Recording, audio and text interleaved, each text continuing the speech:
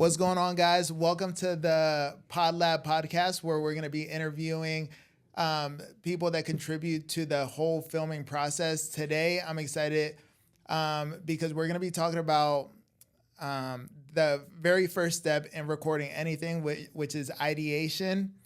Today, Dakota's brought a guest, so I'm going to let him introduce him. I'm going to let you introduce yourself, Blake. Balake, what's poppin'? You got a lot of stuff. I was just talking to Gavin in there. He's like, yeah, I'm about to acquire an e-com store. I was like, what the hell? So I know the two main things that you do, but talk about everything that you're involved with, all that good stuff. Yeah, so I'm Blake. I'm a 22-year-old entrepreneur, and right now I'm the owner of a software company called Ideaify.AI, and I manage a portfolio of tattoo studios. Nice. So that's pretty much it. And I have a YouTube channel as well too. So about this e-commerce thing, I'm not trying to deviate, but what's are you guys getting into another space? Like, I know there's the two main things, but do you have any other small projects that you're working on, or just he's working on, or anything you're we're working on like a lot. So the domain that he got, tattoo.co, that's more of like we're building a marketplace for tattoo studios. They're pretty much just like buy and sell services. There's a lot of like transactions that are happening in like the tattoo world. And yeah, hopefully it's just going to be like the next Fiverr. So we don't really know exactly what we're doing with that one quite yet. Gotcha. But that's kind of like what he's doing. So, okay. Yeah. Is that a project that mainly like who? It sounds like he's he's the passionate one behind it. Yeah. The one that. Okay. Yeah. For me, it's like I'm mainly focused on software right now. Okay. So yeah. Gotcha. Yeah. Sounds like you want it. So is it like are you creating like the Uber for tattoo services? Like people could sign up for the platform and then other people could look for the services on the platform? Yeah, exactly. So if like for this one specifically, if like an artist is looking for a guest spot and they want to do business elsewhere, then they can do exactly that, like on the platform. So basically, we're just trying to facilitate transactions by solving those problems of trying to figure out where to work, solving problems like hiring. One of the biggest bugbears in the industry is trying to find a good front desk or booking manager or artist, right? Yeah. So hopefully we can solve some of those problems. Yeah. And then, so how did you guys approach solving the problem? So obviously, like, there's a lot of different apps out there, like, for example, like when I go get a haircut, I hop on Booksy, and then Booksy will like direct me to different barbers, and they'll give me different reviews, and there's different pictures and stuff like that. Are you guys using like a similar format for illustrating the level of work that the tattoo artists do? Yeah. The thing that we are trying to do is to start from like the problems first. Like we actually have clients right now that our users are kind of just like giving us like feedback. So it's really just asking them like, what would you want out of this platform? Yeah. Right. Oftentimes these artists are like, we want social media management services. We need Facebook ads. We need all of these things. And we are trying to figure out levels of like, okay, acquisition comes in, like you have talent acquisition, then you have customer acquisition. Like we're trying to like blend the two so that we can just facilitate most of the transactions on our platform. So it's sort of going to be like with Gavin's, he knows a little bit more about it. This is as much as we know because it's actually really new.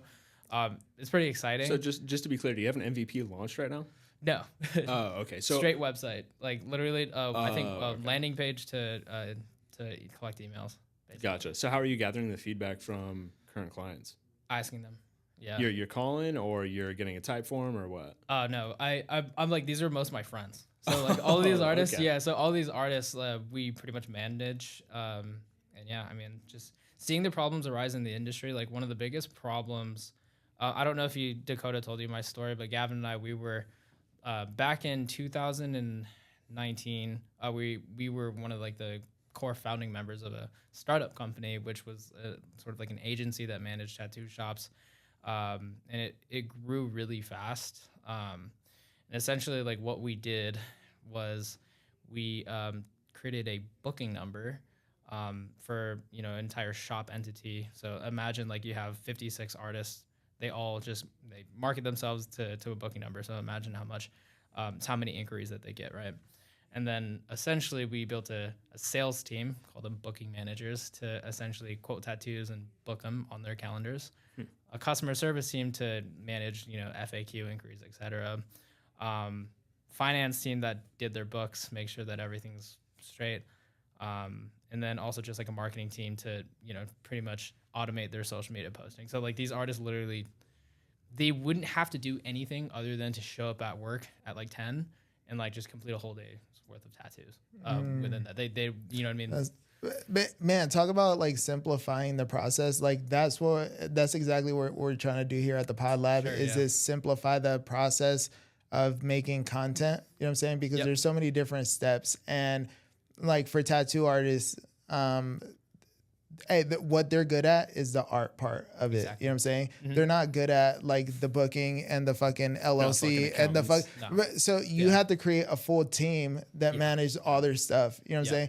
So let me ask you this, because I know that like towards the beginning, like when you lack clarity, when you lack the vision of the full plan, you lack direction on what to do next. So I'm sure that all the teams weren't like created all in one sitting. Like what did you focus on first? Like what was the first team that you built? Do you feel like it was a right move to build that team, or do you feel like you should have built a different team first? Sure. Yeah. So the very first position, I guess, like that created in the company, or that I had to do myself, was managing customer inquiries. So like a lot of, like, as you can imagine, and this applies to a lot of businesses as well, a lot of inquiries sit in Instagram. So like DMs, a couple of phone numbers, texting. It's very messy at like a tattoo artist level. 100%. And essentially, the biggest thing that we had to do is streamline it down to one booking number so that we're pretty much on the same page. So the first position that we focus on is that booking manager position, where they would have to essentially know a lot of the tattoo lingo. They would have to know, for example, it's like they have to know how to quote a tattoo. It's like they send us placement photos and reference photos, and we have to know what the artist, would quote that at, right? They actually have to. Oftentimes, the artist they don't even know what the pricing structure is. Wow. It's funny, right? Bro, that's businesses in general. It's like, bro, they have no idea what the fuck the metrics are in their business, and then they're trying to fucking like emphasize the little bit of business that they do know, and then they fucking miss all the other fucking steps along the process. You know what I'm saying? Absolutely, man. And it's just like this this constant cycle of, within a startup company, it's chaotic, right? Like you have to figure out a lot of stuff out. And keep in mind, I was like this 19-year-old kid just trying to figure out like how to like, train someone and, make sure this artist is happy and go back and forth and run around and like grow the team and everything. But I would ask the booking managers, how much would you pay for this tattoo? Change of perspective. Oh, this tattoo, man, this is very expensive. If I was saving up, I'd probably pay like $25 for this, honestly. And I'm like, pitch it. I was like, okay, cool. Sends a quote, right? Got a sale. I was like, oh, dude, that worked. And I was like, oh, like this is how to actually like run a business. It's like you just have to figure it out and then like just make adjustments along the way, 100%.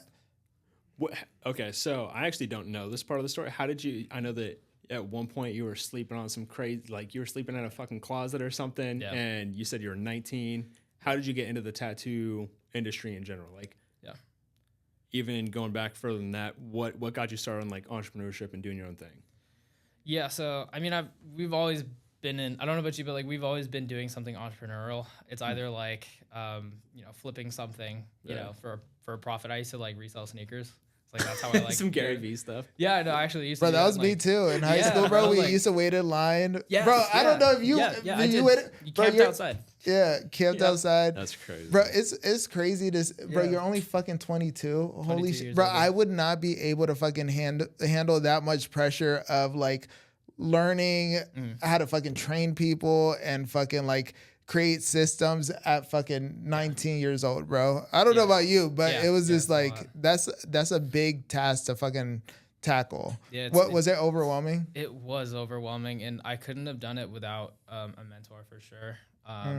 It's very like an orthodox type of mentorship style, and it's definitely not for a lot of people, but like it was intense for sure. But, like Indians? Very intense. Not that intense, but yeah, no, no, dude, it was like to the point where like I would be stressed every single day, but like it was designed that way so that I can deal with stuff like this. You know what I mean? Stuff like running an actual company. I think to a certain degree, you have to take up all that stress in the company, and you have to figure out how to make things work. But yeah, I'm back to your point. Like, I mean, I was reselling shoes. I learned negotiation. You know what I mean? Like from that, I started an agency and failed in that as well too, trying to help real estate agents with Facebook ads. Failed at that because I didn't know how to run ads or I didn't know anything about real estate. Right? So it's like stacking all of these failures and like these things and like taking them as like lessons along the way.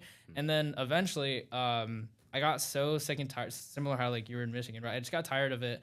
And I was like, okay, is this an environment that I see opportunity in, that I can grow a career in? No. I was like, okay, so what do I have to do? I have to move out to a different environment, create a new opportunity of my own, and like, just completely start from scratch, because there's no opportunity for growth in this, in the environment that I was in Seattle. Okay. Right. So, Gavin, he, from our uncle, luckily, just like, I think that you're like one person away from, like, you're always like one like ask away from something huge, but most people don't ask, right? In that instance, I did. I was like, do I know anyone within my network that can mentor me and can, that I can learn from and that can teach me how to make a ton of money? And I was like very, very, very, very vulnerable back then because I had nothing to offer. So I'm like, look, so I was like, basically, I was down to go to a mentor and say, I'm going to work. I draft up a contract. I remember, typing the Google Docs, like, I will work for you for 365 days for zero pay. I just want to learn what you do, and I'm going to add value wherever I can. I have nothing to offer at that age.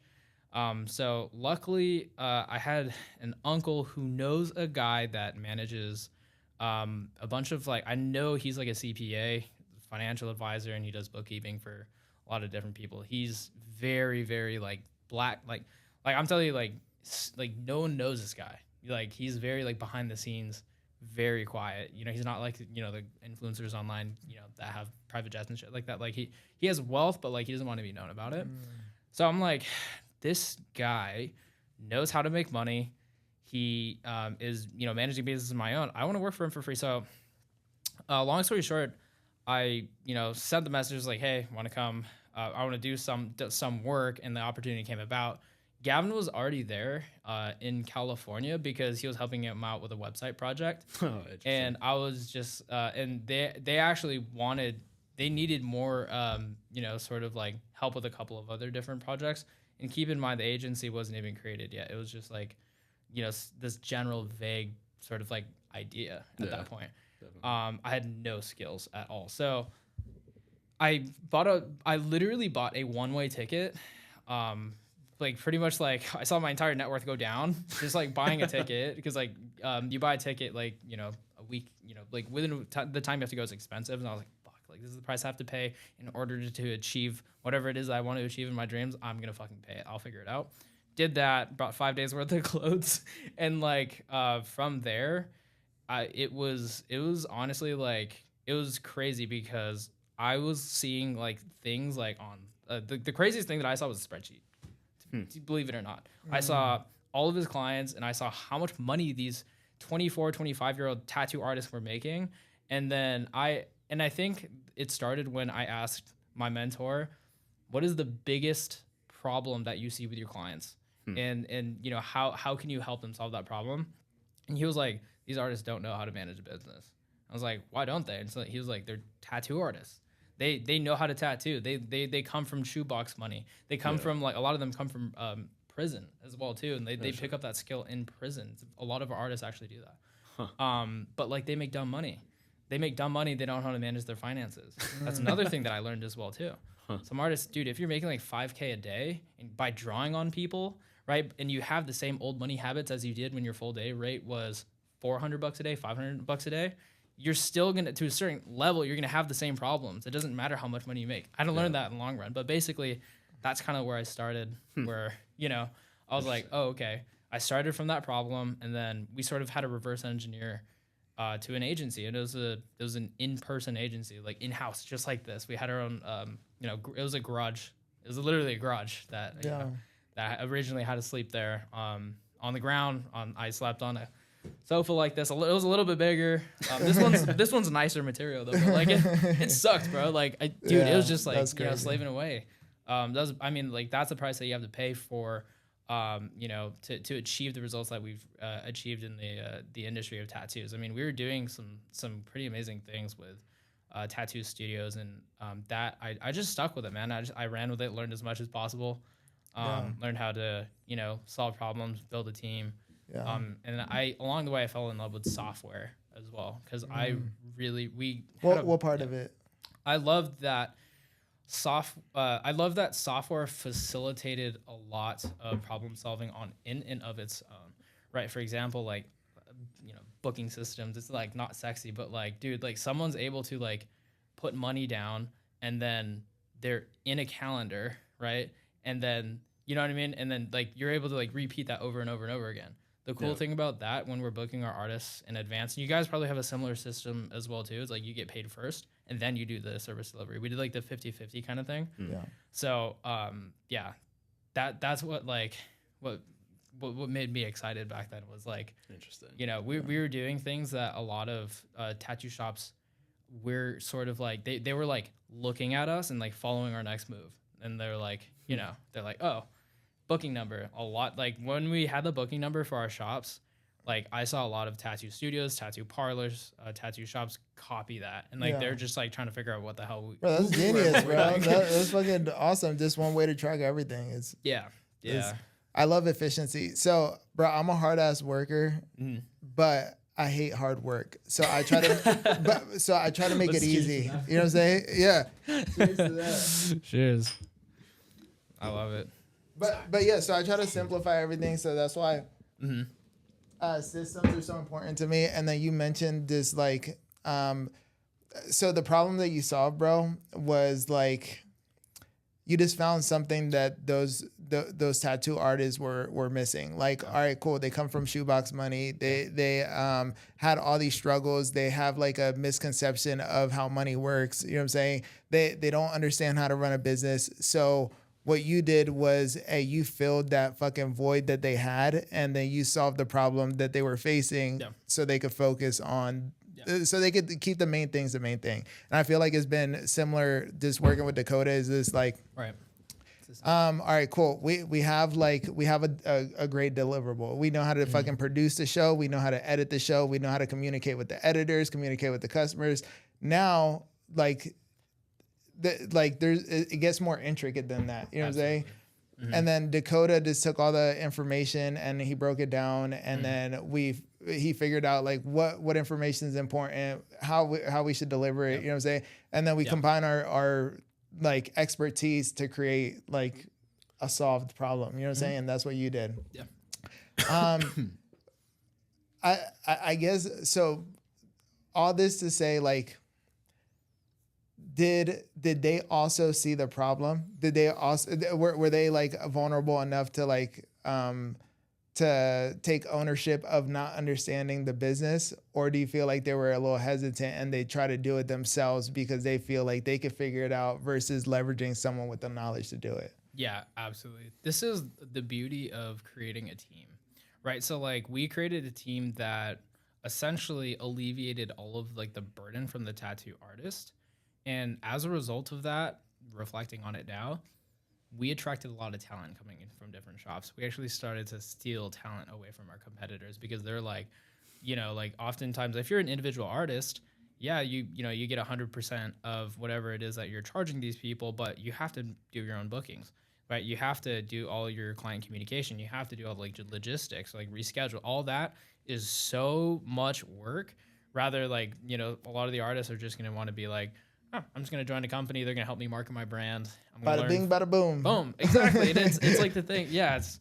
I think most of the successful companies have talent, code, and culture. This is like something that I learned as well too. I'll kind of dive into it as well too. The talent, meaning someone knows how to solve a problem bigger than themselves that can affect other people. The code is the technology that facilitates everything in that. And then the culture, and this one is the hardest one, is the culture that keeps everyone together. Yeah. This is the hardest one. And I thought it was going to be the easiest for some reason. But like tech savvy people like us, And like Gavin, for example, it's really hard to wrap your head around how do you reverse engineer culture? How do you say you know what I mean? It's like asking an artist like Picasso, like what's your process, bro? Yeah. And at a higher level, like that's what I learned. It's like when we opened up different shops, I don't really think about it as like, spreadsheets, financials, this and this. It's just like, what kind of culture do I want to create? Right. We just opened up a shop in Hawaii, and this is like the type of shop is called a graffiti shop. A lot of people just come in there, hang out, very loose, like they just do like walk-ins, and it's a vibe. Like they're drinking alcohol, blasting music and shit like that. That works. That's going to work for that shop specifically. Another one is another type of shop is like an appointment only shop where it's a little bit more quiet. It's like it's the appointment only type vibe where like you check in. It's like a doctor's office. That works, right? But like you have to kind of decide what kind of culture you want to build. What people do you want to place inside of there, right? And then again, like I'm learning a lot about technology and software. It's like, what do you want the user experience to be like before and after they come into the business? Like, what do you want? Like, how do you want them to, like, where's the exchange of value, right? And you have to like reverse engineer that, step by step. And like the best way to do that is by asking them, how can we get better? You know what I mean? Like, what things do you think we can improve upon? And most businesses, quite frankly, don't do this. Bro, what a nuanced question. You know what I'm saying? Like just fucking just ask them what the fuck you feel like you need help with. Like what's going good. So in the Army, we used to do like debriefs after every mission and stuff like that. You know what I'm saying? Before every mission, we used to make sure we used to have checklists on checking the equipment so like it wouldn't go out like during missions and stuff like that. And that's like a big part that everybody misses 100%. You know what I'm saying? Yeah. So you measure off. So culture is the hardest one. What do you think the next hardest one is? I would probably say technology. Technology, and then the third hardest is talent. So technology, talent, and culture. So we also measure everyone at the Pod Lab with 3 different metrics. We measure them off of speed, how fast you can get the job done. Sure. Okay. Mm-hmm. We measure them off of skill, which is like how well you could do the job. And then the last one, citizenship, which is like, hey, how do you contribute to the culture? Which is essentially the same thing you use in your company. We use a similar metric in ours, but those 3 things are super important because without either one of those, without the speed or the technology, right? Without the fucking culture where people are being good to themselves, where you feel good showing up, where people are boosting each other up, where people are having relevant conversations that are moving the fucking needle forward. You know what I'm saying? Yeah. Like, bro, the fucking company is going to fall apart even if one of those fucking 3 are missing. You know what I'm saying? Yeah. What systems have you put in place that have like, that have like solidified those 3 metrics that you guys measure or implement in your company? Yeah, I love the speed one, actually. That one definitely I would add in this framework for sure, because you have to be able to move faster than how the market's moving, especially with like what we were doing. But I think with speed, another thing that we implemented as well too is like a healthy competitiveness, and I guess this kind of fits under the category of culture as well too, where like we'd have dashboards. Like we had 4 TV screens at our other office of like sales, so we can see sales analytics of how every single shop is doing, how every single artist is doing, what the booking managers are doing, and we had daily averages, we had KPIs and all that stuff, and we made it pretty fun as well too. You gamified it, bro. Exactly, it's like why schools is so fucking popping right now. Holy shit. Exactly. Bro, they gamified something that this fucking takes so much brain work to fucking like implement. They made it into a game, and then now it's fucking fun to do. Yep. I was like, dude, the community aspect of it as well. Like, dude, when you're sitting in a fucking basement just trying to make something work, trying to figure stuff out, like, I don't know, Hermosi, I think he said like 9 times he failed at his startup. Mm-hmm. Bro, you're sitting in a closet, like, dude, it gets dark, and you just, I don't know, man. Yeah. The fact that they provide the tech and the community aspect of it, which I guess also goes into the culture. Yeah, I don't know.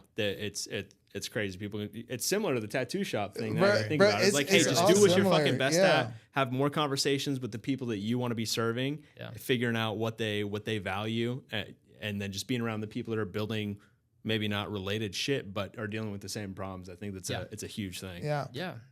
So you, bro, I've learned a lot just from like the last couple of weeks of just working alongside each other, and you use like data, like it's not just regular like targeting metrics, right? You use psychographics and stuff like that. Like, how important do you feel like it is to incorporate those metrics into like an effective marketing campaign? I feel like that's a very like first you have to get into okay, what does an effective marketing campaign look like? Yeah. I think that it actually goes back to I think what I want to get to in this conversation is like people like my dad, for instance, he owns a pretty solid company doing construction and stuff. And he's an industry expert for sure. He understands like everyone in the company he has like 60 employees. Everyone in the fucking company comes to him for all the questions. He's done HVAC, he's done electric. He understands construction from top to bottom. And so I guess getting back to it is who's your ideal client profile? What are their pains? And going back to what you were talking about is like, how can we fucking help you? And that's really I think what defining a successful campaign. Like there's awareness campaigns, there's conversion campaigns, there's all types of different campaigns. So you have to define success, but I think it starts off with understanding the client and then understanding what their problems are and then how to incorporate that into your messaging. And I was actually just listening to a podcast by Hiram, like the hook and everything that you put in the first 5 seconds of a marketing campaign, if you're doing paid distribution, is probably the most important aspect of it. Getting the pain, jabbing that fucking knife deeper into them. Like, do you struggle with this, or this? Okay, well, then whatever. But that first 5 seconds, you have to have a call out that's effective, especially if you're doing video ads. So I don't know. My brain goes into like 70 different directions because there's not like this is what a successful campaign looks like. I'm thinking about video ads and kind of the phase that we're going through right now. Yeah. So I guess that's where I would start off. I don't think that there's not one core thing or there's not one thing that goes into this is what defines success or what doesn't. For I have a question for you, Dakota. Yeah. So how do you balance, like, I see you're a very technical person, right? Mm-hmm. You're very like data analytics, like you make decisions based off of data. Yep. You're in the nitty gritty, like when you're on your laptop and you're like, click, click, click, you know that. Yep. How do you balance technical and fundamental? Because like the fundamental things are of like the principles that oftentimes are way more simple than you think, but they're way more powerful. But like obviously the technical ones are just like the clicking and like the tech, you know what I mean? Like all of that stuff. So how do you like balance that? Kind of what I've been dealing with as well too for the past couple of years.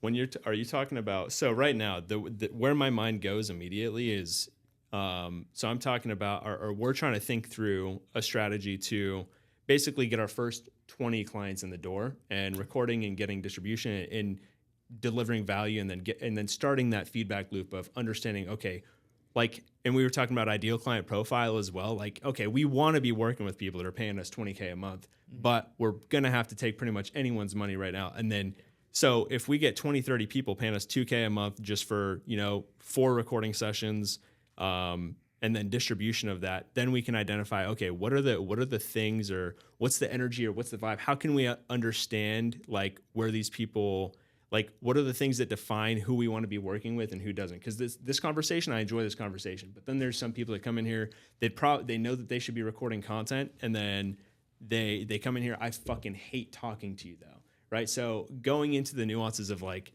going back to the ICP and what they value, what they don't value, but then if you vibe with them or not, like I know this is a little bit of a deviation from your initial question, but it's us trying to identify what determines or what defines who we want to work with and how much they're able to pay us and all that good stuff is probably the most important component of where I'm going with this. But the awareness, like I was talking to you about the importance of like call outs and all right, I'm just going to get back to the main question. So fundamentals versus technical. So technical, if I'm looking at it from, dude, you told me I had this problem. Like I go into the weeds way too fucking much. I'm sitting there about, okay, we need to get your Facebook, your Instagram, your TikTok, the pixel integrated with Google Tag Manager. Then we need to get the URL and make sure that anyone that comes to this URL isn't targeted with the shit that we were just trying to get them to, all of that stuff. So balancing it out, I think it comes down to having someone like Hiram or someone on your team to kind of being a sounding board and finding a balance with that. So he helps me simplify my bullshit. He's like, hey, how can you make this easier and simpler to explain to a business owner? And then I think that's really what has helped me a lot, is not just sitting here. How can I synthesize this message? He brings me back to a reframe of like, no, like what do they care about? And so it's having some, like, you can't do that with AI. And I think it really comes down to the people around you and being able to have a good sounding board or people to work through these processes with, especially in startup mode, bro. Like it can get messy when you have 6 people on a fucking team trying to approach the same problem, and you have an analytical, a fucking emotional, all this stuff. But yeah, having people that are working on the same problem as you or trying to help you through that is I don't know, what's helped me the most, I guess, up to this point. Bro, I feel the same thing because like, so I'm very like simple minded. Like I said, I don't like fucking doing hard work. Yeah. I'm a hard worker, but I don't like doing hard work. So I simplify everything, you know what I'm saying? And it's just like, I don't succeed in everything I do, but I take fucking action way too soon. You know what I'm saying? I'll just be like, sounds good. Let's fucking run it. You know what I'm saying? And then, so for us not to do it and for us to get better results, maybe I should get a little bit more in the weeds. You know what I'm saying? So he like, I feel like is good chemistry. Yeah. Like, do you feel like you and your brother have the same traits, or do you feel like you guys have a different operating system also that you guys can bounce ideas off of? Bro, I'm just interested because that shit is fucking like me and my other boy, right? Yeah. It's like we were talking and we were both in the military. We're both gun ho. We're fucking, you know what I'm saying? Like ready to go, ready to conquer the fucking world. Yeah. We wouldn't make good business partners. That makes sense. You know what I'm saying? Mm-hmm. Because we're too alike. Yeah. I mean, I think the synergy between this is what makes a lot of successful companies successful. So you have someone that's extremely technical that can actually do the things that that can actually do things that will move the needle forward. However, on the simple side, you have the practical, you have the principles and the fundamentals.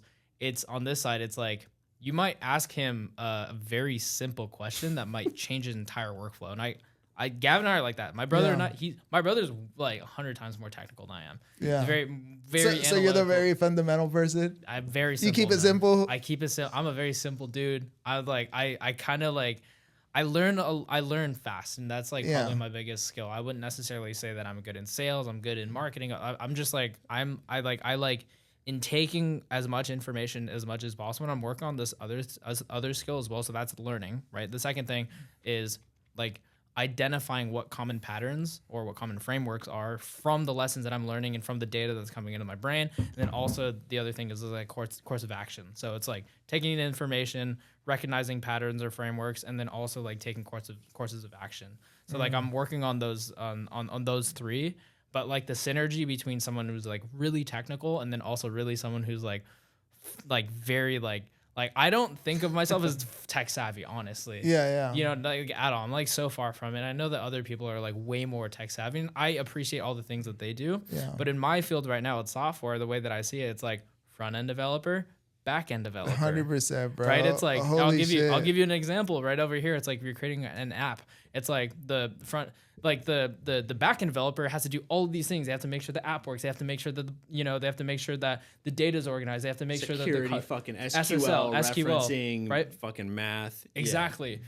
Front end developer, like they might be thinking like, oh, could we match? You know, do you have the application obviously? And then you have the website. It's like, oh, could we? And I hear this a lot in a lot of software companies. Is like, we change the app to look more like the website, and then now the developer team is just like trying to rip their hair out, but like kind of see where they're going with like branding and stuff like that. But like it's a constant back and forth between these two dynamics where like you have someone who is very technically oriented, and then you have someone who's just like very fundamentally, very principally oriented. And like a funny thing is just like the developer team is just like trying to figure out all these techno stuff, and they're in the weeds, right? They're in the weeds, and then someone like us is just like, this button's not working.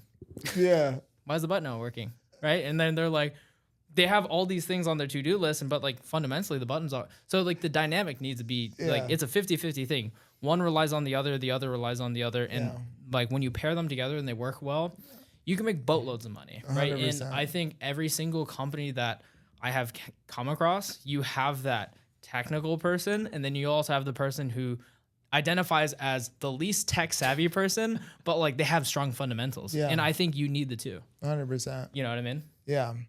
Do you feel like Gavin ever gets upset when you're all like, hey bro, this button's not working? Like, I don't know what you did, but All the like this, time. I keep clicking it and look, I'm still on the same page and All nothing's the fucking URLs happening. open, new tabs. Yes. I know. All 404s. Man, this motherfucker over here, he fucking uses like acronyms all the time. I'm like, bro, what the fuck are you talking What are you talking SSL, GTL, GTA. I don't fucking know all the terms. But bro, I could appreciate fucking software also because I do feel like it makes my life easier. Right. And like when you actually spend the time to like learn it, you know what I'm saying? It can be like very beneficial to making progress. So what are some of the goals that you have for the next couple of years? Honestly, I don't like goals.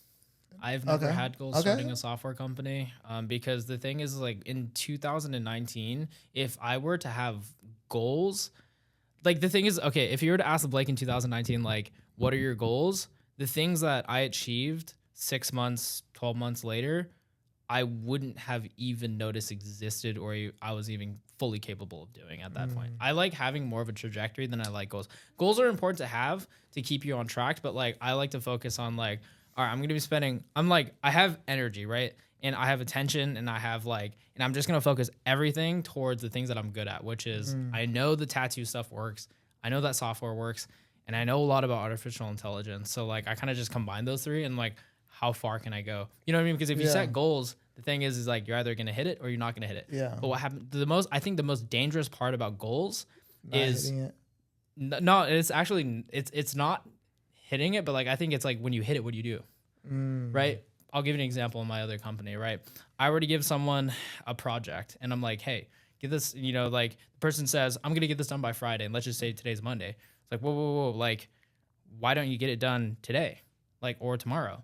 Like, I understand that on his point of view is like in the weeds. Like, I understand like the clicking that he has to do and all like I understand that, but it's just like, why can't we get it done today instead of Friday? Monday, Tuesday, Wednesday, Thursday, Friday.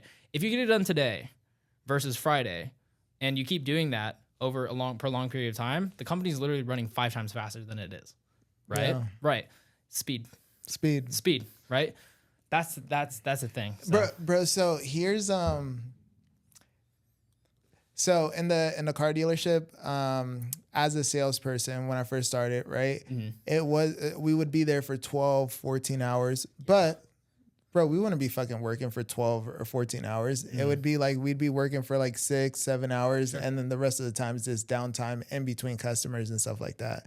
You know what I'm saying? Right. So like I feel like a lot of people like confuse what work is. You know what I'm saying? Like, hey, the work that you say that you're doing, bro, is not actually fucking work. It's not moving the needle anywhere. You're not completing any of the tasks that you need to complete in order to fucking move forward. You know what I'm saying? 100%. So what do you feel like the biggest misconception of, bro, where do you feel like the fucking disconnect is, like where they think that they're doing work when they're really not doing work? Like, where do you think that comes from? Do you guys have any feedback on that? Fucking self-awareness, bro. Yeah. Like, is there like, you know, for a fact, if you're sitting on your phone at the dealership, that's not fucking work. Yeah, but they call it work because they're clocked in. Exactly. Yes, for sure. And I think that's where a lot of people, like in the entrepreneurial space, I feel like people understand that they could be doing more outside of the little fucking bubble or the little box that they've been placed into. And just, I don't know. Like, if you're not self-aware enough to know that if you're just doing, you said 7 hours to 12 hours, so they had like 5 hours of downtime, right? What are you doing in that 5 hours? Are you looking at that as a waste? Like Hermosi talks about death a lot. Like, hey, all I think about is basically death, and if this, you know, next hour is going to be worth me coming 1 hour closer to being dead. You know what I mean? Especially that's a fucking great way to look at it. Yeah, and so if you don't understand that you could be adding, you know, 2 times the value somewhere else, or you know that you could be doing more, I don't know. I think it comes down to self-awareness and knowing that there's more out there that you could be doing. But also to counter that, I feel like a lot of people, like you came from a pretty fucked up background, right, Hiram? Yeah, it was a little rough. Yeah. So for like when you were growing up, what defined success for you? Like what would you say at 12 years old you defined as a successful life? Bro, to be honest, like I feel like I was just running away from the situation that I was currently in always, bro, until like high school where I got a job and I had like a little bit more control over my life. You know what I'm saying? But it was just like running from bad situation to bad situation and knowing that you don't want to be in that situation. So you keep fucking running. You know what I'm saying? So I know it's like fight or flight is like our most basic instincts. And I feel like, bro, although I wanted to be a fighter, it was just like I was running away from, like, that's the shit I don't want right there. So are you telling me that you basically couldn't even think about the future and what you wanted it to be because you were constantly in that fucking high stress situation? I was just like looking behind me, fucking running away from like the shit that I was, you know what I'm saying? But it goes back to like, all right, people say that there's like negative emotions, positive emotions. At the end of the day, it's just like information. It's not negative. It's not positive. It's just like, all right, cool. This is the reality. Like, how do you react to it? Is it negative or fucking positive? Is it like moving? Is it moving the needle? Are you moving towards something that you either like more than the current situation that you want or something that you want? You know what I'm saying? Are you being motivated by the carrot or the fucking boot? You know what I'm saying? Yeah. But what do you think it was for you guys? Like, do you feel like do you run away from the situations that you're currently in, or do you feel like you strive like that goal that you're talking about? You know what I'm saying? Like, you don't have goals. Like, do you chase the trajectory, or do you run away from the person that you were or the situation that you were in? We'll start with you, and then Sure. Oh, that's all right. Yeah. I think entrepreneurs start a business from inspiration or desperation.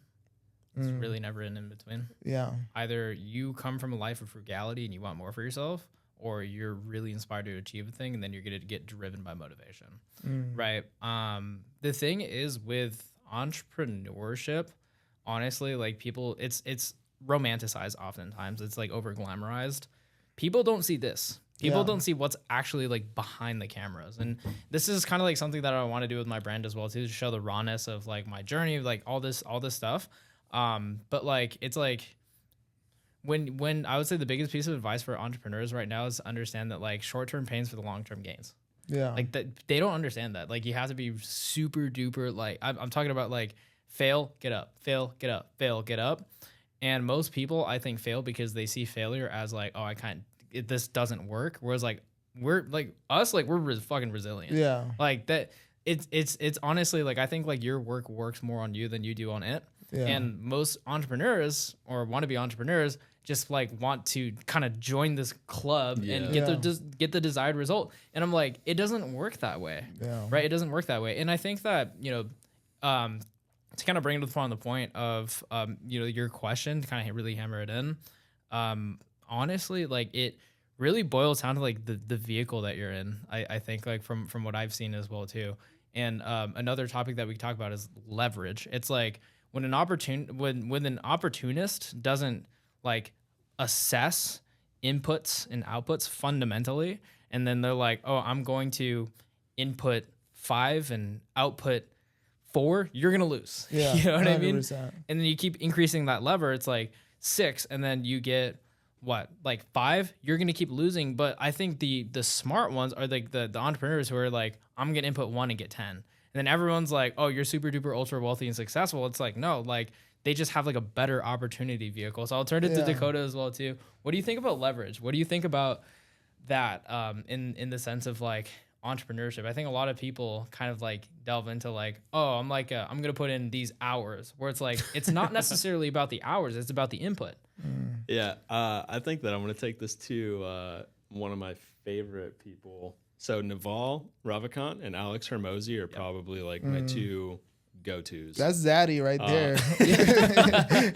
But Naval talks about judgment a lot. And he talks about how like, so put it this way, if you have like 10 cargo ships, right? And you have one captain on each of those, obviously. You have some cargo that's worth, 10 million, you have some cargo that's worth 500 million, you have cargo that's worth a bill, all the way up to, $100 billion cargo ship. I know that's a pretty big fucking ship, but we're going to imagine that those are companies, right? So as a CEO, you have all, like, for instance, startups, like, we're developing the systems and stuff right now, but when you have a huge corporation on your back and each decision that you make now influences everything below you, your decisions and the information that you have access to and your understanding of the market, your understanding of, like, your ability to add value to the customers or in your business, in all your client, like, I think it comes down to experience, wisdom, and understanding like you were talking about, patterns and fundamentals, like knowing where stuff is going and being able to see where things are going, and then take all the information effectively about where you think stuff is going, and then make a decision off of that then basically affects all of the outputs or inputs and outputs within the company, that then delivers value to all of your clients. Judgment, like your experience, how much you've been in the weeds, how efficient you are at learning the patterns within your business, learning the patterns of the market. Like, that's knowing how to use information and make decisions effectively. Like, for instance, if I say a coder is trying to make a website, okay, right now, someone might be going, like, my dad's whatever, my uncle, he codes, and he's sitting there trying to make a fucking website with code. Okay. And then I watched a video last night about how to make a website in 30 fucking seconds. He's sitting there worrying about how to curve and create a better radius on the button for 4 hours. And then someone else is over here getting, what is the ultimate output? What do you want to achieve with a website? I want someone to come understanding what I do as a business, click on a button to link or come to my office, whatever it is. He's sitting there worried about the curvature while I'm worried about getting the outcome and understanding what's truly driving why I'm doing what I'm doing, and doing that the most effective way possible. So I don't know. That's my raw take on judgment and leverage, and I think they're highly correlated. 100%. Yeah, bro. One thing is, so in the car business, like, in order. Like, I didn't like being a pushy salesperson. So what I like to do is, like, ask questions and then understand the customer and meet them where they are so I could walk them to the solution, right? But I feel like people just are unclear. They don't take the time to think things all the way through. So they don't know the output that they really want, you know what I'm saying? And then they're just settling for whatever comes from the little bit of input that you put into it. You know what I'm saying? You talked about inputs and outputs also, right? It's like relationships. Like, you can't take withdrawal from a bank account that you haven't made deposits into. You know what I'm saying? So it just really comes down to leveraging this, thinking things all the way through, so you know what to input to get a greater, like, return. You know what I'm saying? Just coming up with a plan, sticking to it, not worrying about the little stuff until it comes up, and then solving the problem right there and then, because you have more context to solve the problem versus just guessing. I also want to add to this is, like, a lot of people, like, so for instance, he's thinking about what someone might be, the coder versus the guy that gets, a website generated with AI or whatever in 30 seconds. I want to get something pushed out and get data on whether or not that's effective. And you can do stuff. You can use stuff like fucking Hotjar and see, okay, did someone come? Did they stay on the page for 15 seconds? Did they actually check out what I'm looking at? Okay, I have 100 visitors. Did I get anyone to click on the button to, like, look at what my services were from the homepage? Like, getting something out there and then getting feedback from the marketplace and the people that you're trying to serve is probably I don't know. People are thinking about, oh, let me tweak this before they even know. Like, you may be tweaking something that you may not even want to, like, you might fucking remove that when you get the feedback from just pushing it out. You know what I mean? I do want to shift, though, if you guys are cool with this, towards more content and understanding. Like, I kind of want to go towards digitizing your sales process and understanding from start to finish how to create, like, an effective map or an effective way of understanding how to digitize the sales process. So you have sales. Are you guys cool with that? Are you guys cool with shifting towards that? Yeah, that's it. Cool.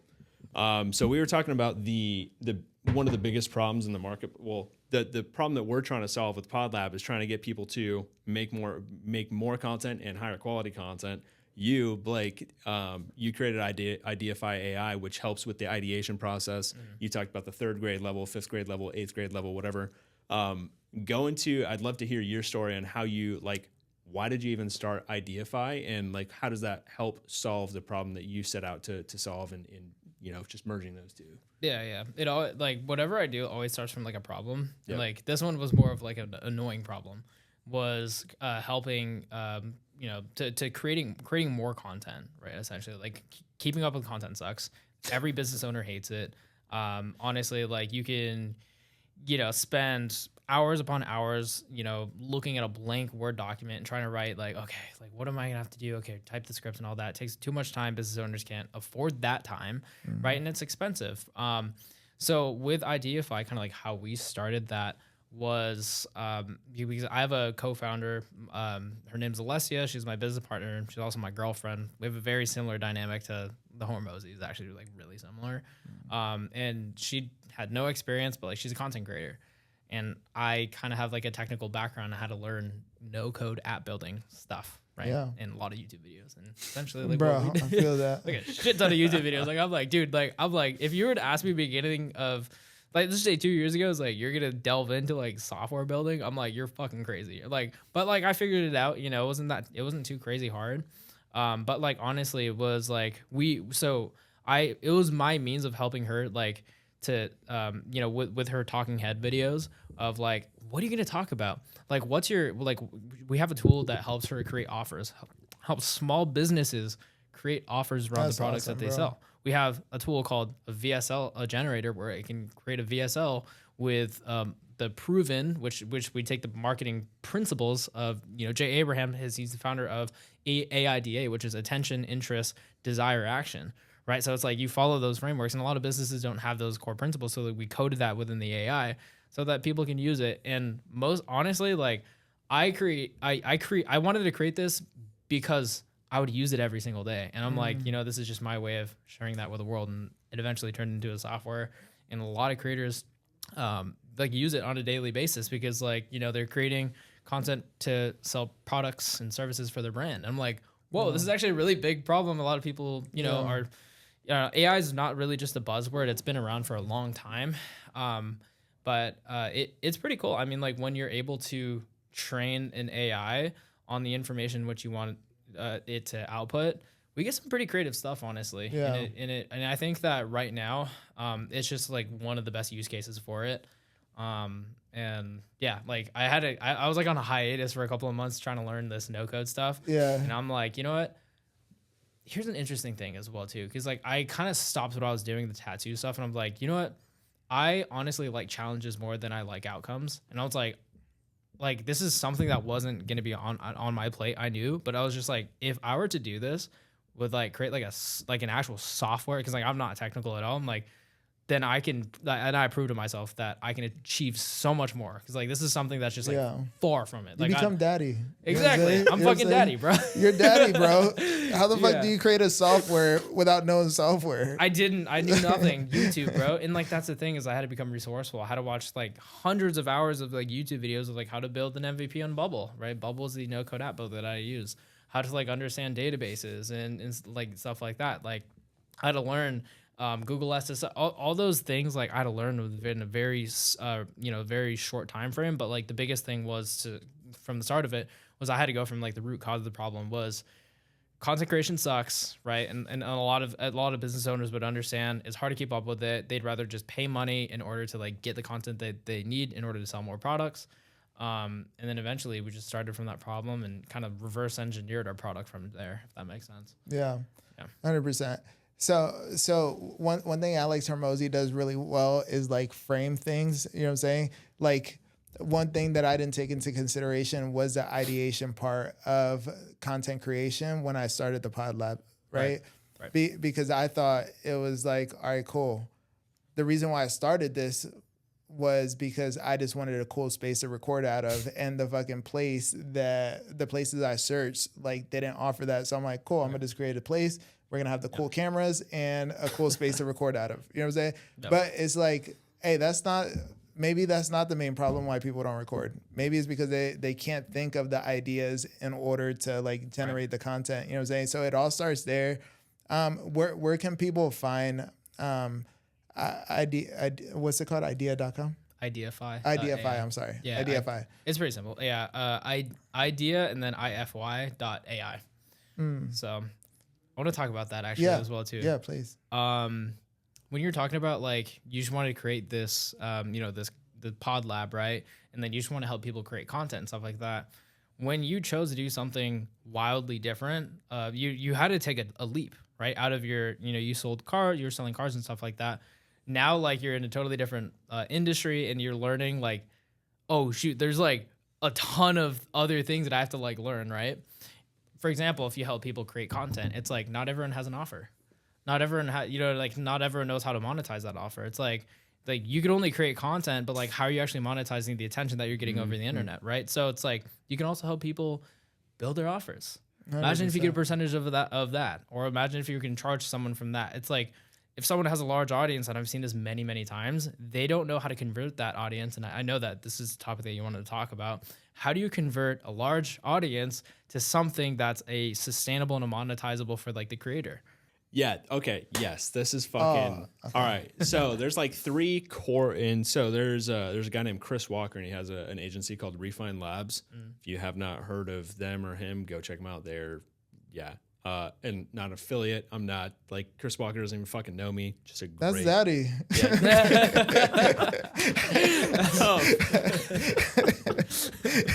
Anyways. Everyone's Zaddy. There's like there's three components. So and we were talking about this. Okay, like you have a fucking landscaping company. Sure. What is their offer? Like, okay, they if you're looking at it from the person, again, the coder versus the AI website builder guy, landscapers are thinking about, okay, I'm gonna pull all of your weeds. I'm going to water your flowers. I'm gonna, what are like these are all the inputs, but what we struggle to deal with is okay, I'm trying to reframe this as like, what is the outcome that the client is going to get, and what is their dream outcome, and what are all the pains that they fucking have, and then identifying, okay, do you want your yard spick and span? Do you fucking hate worrying about all the weeds all the time?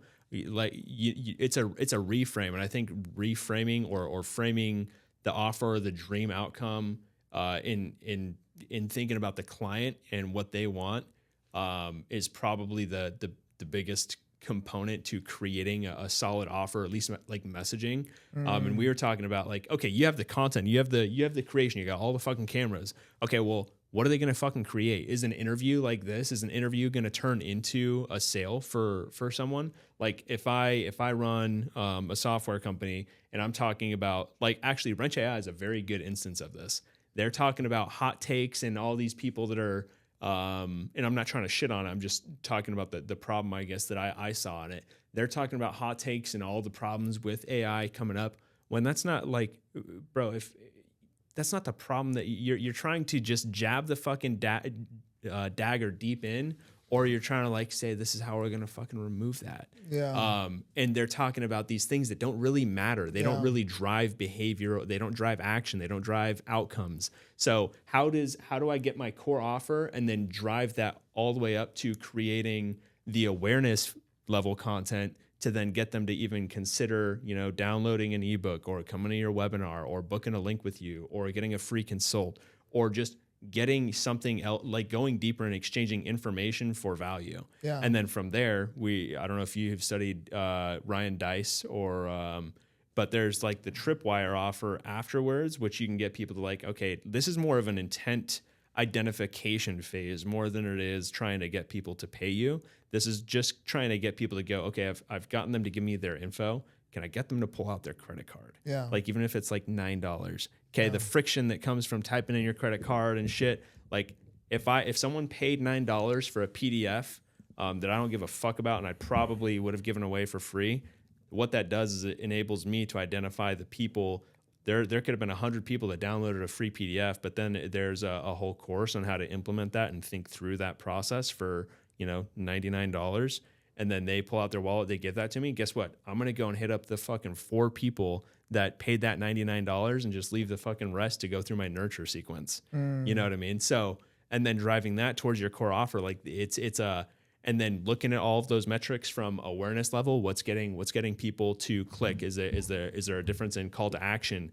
Is there a different headline? Are there, are things getting better, or are things getting better engagement, worse engagement, getting shares, likes, whatever it is? And then guess what? You can do this two ways. You can go and get the organic shit that did the best and pay for that distribution because that's the best, or you can go pay for distribution and get all the data and then really actually. So, because unless you have a ton of followers, you're not actually getting a good amount of data because the algorithm's like filtering your shit out. So you maybe get, 150 views and then, 13 likes or whatever. But I can go and push if you have the budget for it, pushing 12 different video pieces of content out there to see what gets the most view throughs, and then paying for doubling down on the thing that gets the most view throughs to see if that actually leads to conversion. Yeah. So just thinking through all that is like, I don't know. I can't remember. Yeah. I just went on kind of a rant. I can't remember your original question, but that I think going from offer to figuring out how to create the awareness level content and then drive the sales process digitally is where you're going with that. So I don't know. Does that That's make smart. sense? No, that makes sense to me. Yeah. Okay. 100%. Cool. Bro, when you were talking about that, I was thinking about like podcasting. Right. So you have a long form piece of content, you break it down into little clips, and then now you have previews to the movie, which is the long form. Right. Yep. But you're able to test like 5 clips now over a bunch of different platforms. And then you're also able to create shorter YouTube videos from the longer YouTube videos. You're able to market your business and talk about it in more detail than you would in 30 seconds on TikTok. You know what I'm saying? So it's just like what I'm hearing you say is that at the end of the day, it all comes down to data and creating the content in order to test where they are like in the buying process, and then figuring out what to do in the meantime. Like Alex Hormozy says, is what patience is. You know what I'm saying? So you can have patience if you know that they're going to be in this email sequence or this nurture process. You know what I'm saying? Yeah.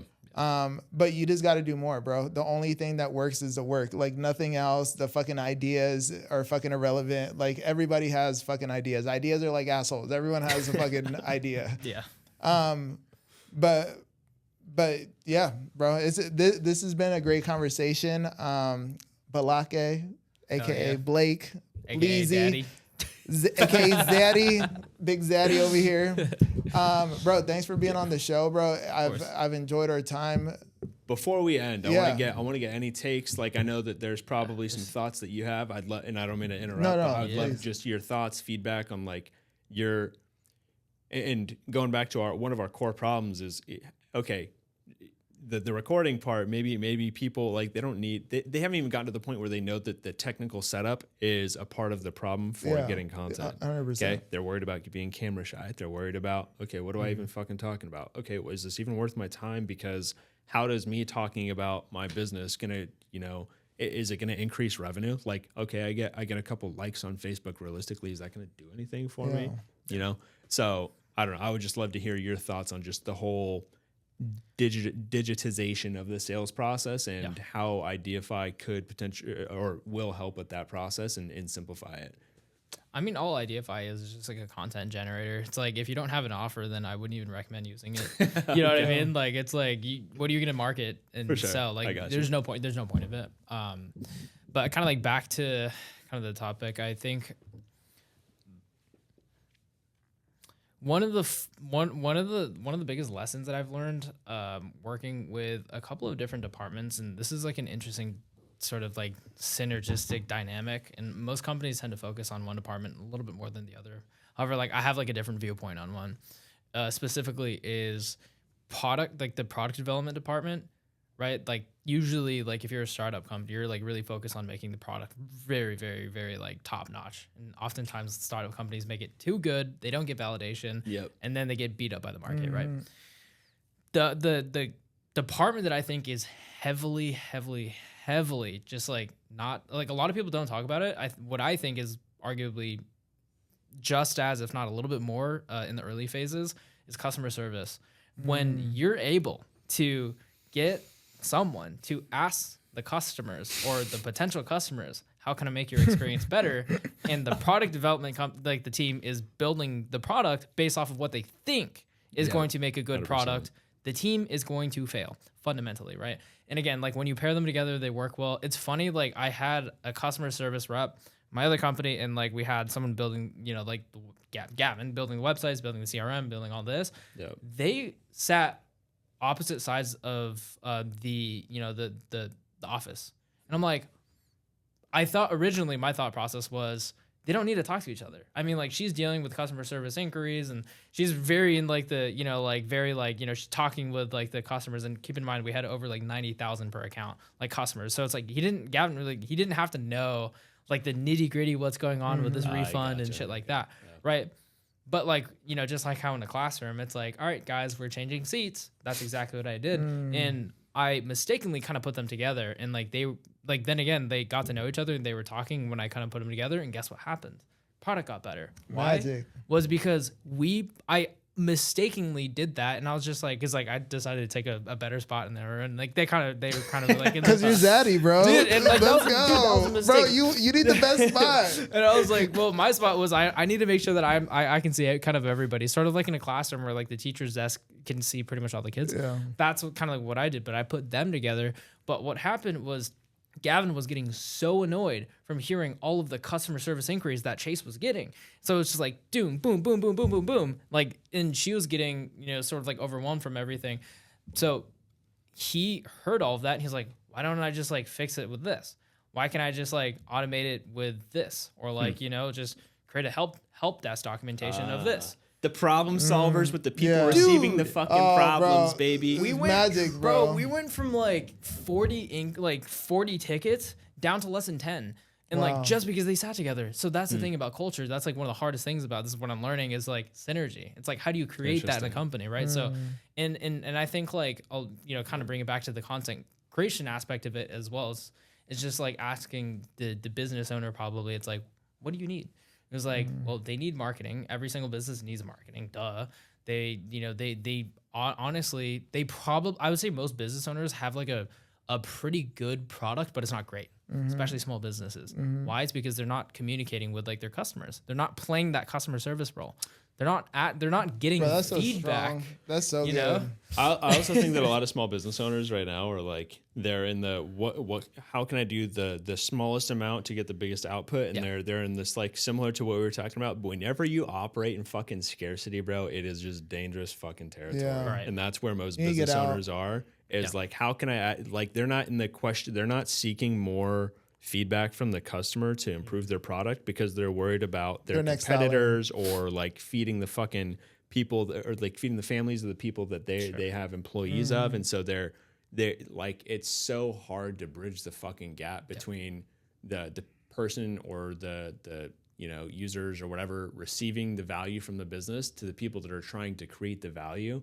And so trying to merge that with like starting out with content creation, going back to like all the way down to, hey, we've delivered value. And if we haven't delivered value, how could we have improved? Like, would you have done business with us had we done X, Y, or Z? And, getting that and then figuring out, okay, are there overlaps with the people that we lost deals from that we got to the point where we could have closed? And we got like 100 people to give us feedback, and we identified that 72 of them said if you hadn't said I got a month free or a month trial beforehand, and we got that, like those are the different fucking nuances that you don't receive when you're not focused on trying to increase product or the value of the product or the value that you're delivering, and then figuring out how can I provide the most value to the marketplace and humanity in general with what I've been given. So I don't know. Beautiful. Another rant. But it's people. Some people don't want to see the results. They're not ready for the results. They're still focused on their next dollar, and they don't have time to focus on 100%. The result. You know what I'm saying? That's most people, and the feedback and hiring a customer service team that's on point. You know what I'm saying? And then having a fucking system to get the feedback I don't want to call people, like let alone think about creating a type form to get software, baby. Software. Dude, software. Bro, so bro, you're super impressive, bro. 22 years old. Like I can't even wrap my mind around like not only the conversation that we had right now, but like even before we started the podcast, we were just fucking jamming, you know what I'm saying? Yeah. What advice would you give to like any 18 or 19-year-old kid that was in similar shoes? Like they have that entrepreneurial spirit, like they just don't know like what the next step is. What would you tell them? Oh man, there's so much stuff I would tell myself 2 to 3. If I'm talking to myself 2 to 3 years ago, and like I'm like, honestly, the thing is, and I've been learning it right now. Honestly, it's just like patience. It takes time to build great things, and I fucking hate that. I know. dude, most of us entrepreneurs, it's just like we want things quick. We want things fast. We want to be able to see, and like I think that's that. Yes, speed is really, really important when you're starting a business. I think that's one of the most. I would say one of the things that made our company very successful with speed. However, like money loves speed, wealth loves time, but I would say poverty loves indecision. You know what I mean? 100%. And when you're starting off with entrepreneurship, especially if you're 18, 19, or even like if you're in like your early 20s, you're still really fucking young, bro. You have a whole life ahead of you, right? I honestly would say to them, like, absorb as much as possible, but like you want to be able to like take your failures and like build on top of it. But like also like I would say like you want to be smart enough to choose the right vehicle, because like most people they would choose like the fucking hardest one. Yeah. They had learned from like an online guru telling them really practical and good advice, but they do something different. And I see it time and time again. It's like people, especially the agency owners, I see like a lot of like, oh, I'm trying to start an agency, XYZ. And it's like, why the fuck are you still creating your website? It's been like a year. Yeah. Like, what do you do? That goes back to the whole website creation with AI versus like trying to fucking fix the button. Like, why are you fixing the button when you haven't done any client outreach? Because they're not clicking on it, bro. And you know, bro, right off the bat that it's the curvature of the button that fucking creates the clicks. Determine Yeah, the you sales. think that's gonna sales volume. Does it curve to the left or to the velocity. right? You know what I'm saying? Yeah. Bro, it should have been a different. You should have added a gradient. That's what it was. No. Definitely the gradient. Man. That's what it is. It's the typography that made the person, made that decision of whether or not they're gonna buy the product. And I think you guys are wrong. You guys are fucking wrong. It's the curvature. Yeah, like you guys are talking about gradients that has nothing to do with click rate. It's the curvature, baby. It's when you hover the mouse on it and then the button pops up. I'm like, I'm gonna buy that product. I don't even know what it is that they're selling. Bro, I icon usually that like put the pops- mouse behind my back and click those buttons. You know what I'm saying? But I'm buying, baby. Shit's crazy. Hey, so you guys heard it here first. Thank you guys for spending some time with us. Make sure you follow Big Daddy Blake on Instagram. What's your Instagram? Blake Basuel. Blake Spell that last name. Spell the Basuel last Big name for Daddy. us. We'll just put it right here. Basuel. Boom. There it is. So smart. Let's get it. Right on.